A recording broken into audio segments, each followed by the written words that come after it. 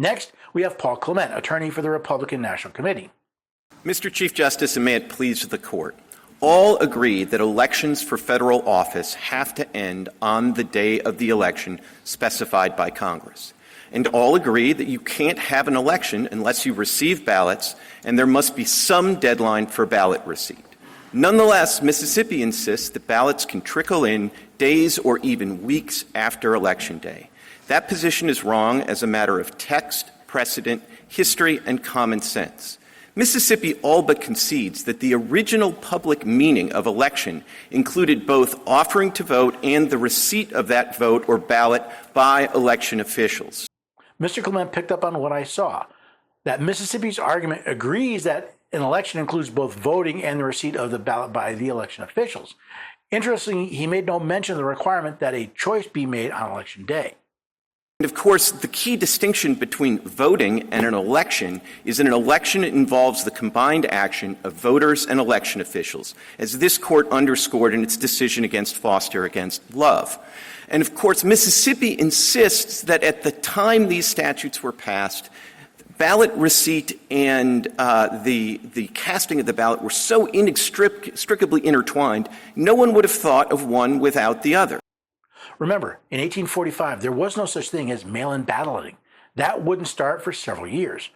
However, 2 U.S.C. 7 deals with the time of elections, not the manner.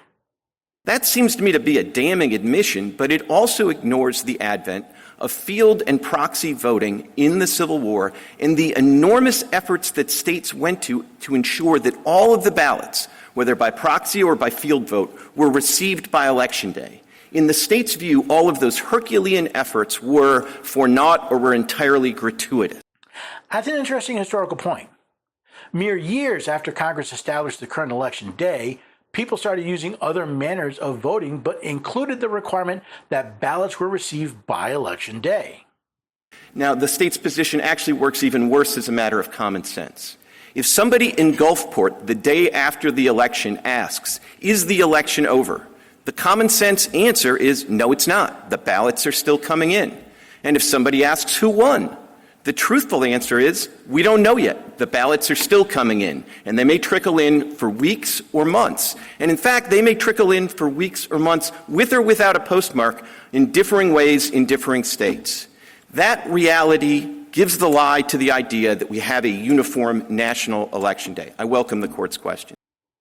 A very good argument when Election Day includes both the casting and receiving of ballots, but there's still a problem. And remember the 2000 election? Even ballots that were received on Election Day were contested. It took until December 12th for the legal battle to end and the presidential election to be decided.